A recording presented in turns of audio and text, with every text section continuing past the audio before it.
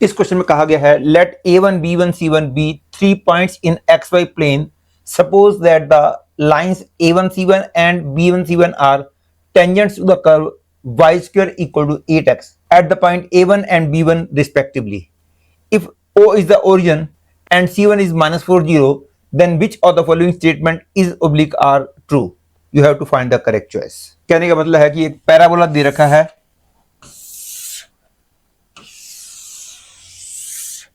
और इस पैराबोला पे एक पॉइंट है a1, एक पॉइंट है b1.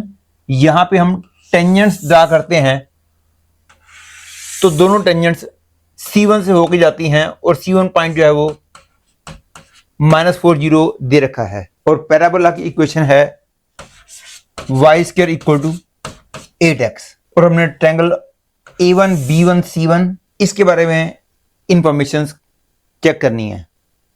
सबसे पहले तो मैं a1 और b1 को कैलकुलेट कर लेता हूं. ये तो हम जानते हैं any point on the parabola y square equal to 4ax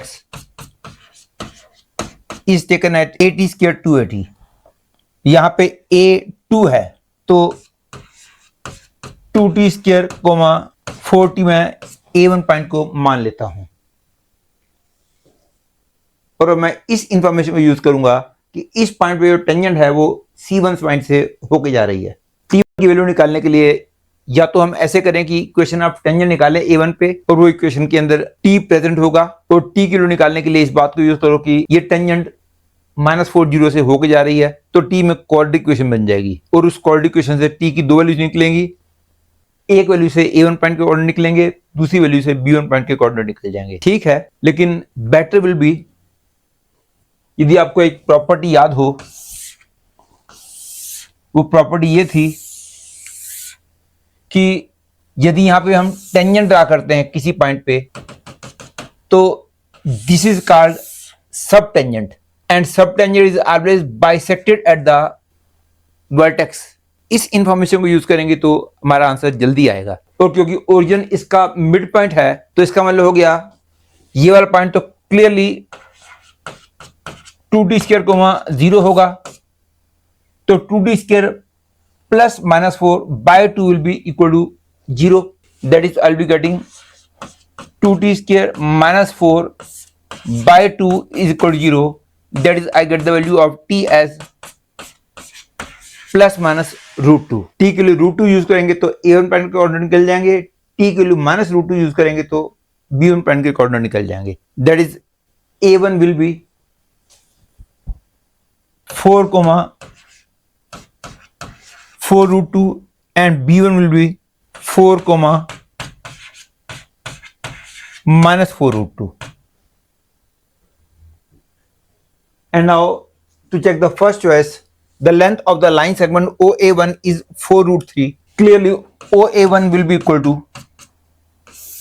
√4 square plus 4√2 square. 4 square common आ गया तो आ गया 1 + 2 that is 4√3. Therefore the length OA1 is 4√3. Hence I can say first choice is correct. And now to check the second choice, the length of the line segment A1B1 is 16. और क्योंकि A1B1 is a vertical line तो obviously distance between A1 and B1 will be 8√2. लेकिन इसमें बोला गया है 16. Therefore this is wrong choice. और इस चॉइस में चेक करना है the ortho centre of triangle A1 B1 C1 is origin. Clearly triangle A1 B1 C1 क्योंकि आइसोसेलेस ट्रायंगल है तो ये लाइन तो इसके परपेंडिकुलर है ही है. केवल मेरे को चेक करना होगा कि OA1 जो है B1 C1 के यदि परपेंडिकुलर आ गया तो इसका मतलब हो गया O will be called ortho centre of triangle. तो OA1 का स्लोप हो गया 4√2 - 0/4 - 0. दैट इज इसका स्लोप हो गया √2. तो slope of OA1 is √2. Slope of B1 C1 will be -4√2 - 0/4 - 4. That is -4√2 upon 8. That is -1/√2. तो क्योंकि product of the slope is -1 है, that means I can say OA1 is perpendicular to B1 C1. तो OA1 is altitude, ये तो already altitude है, तो इसका मतलब क्या origin is the orthocentre is true, hence I can say C choice is correct. तो obviously D choice जो है वो गलत हो जाएगी।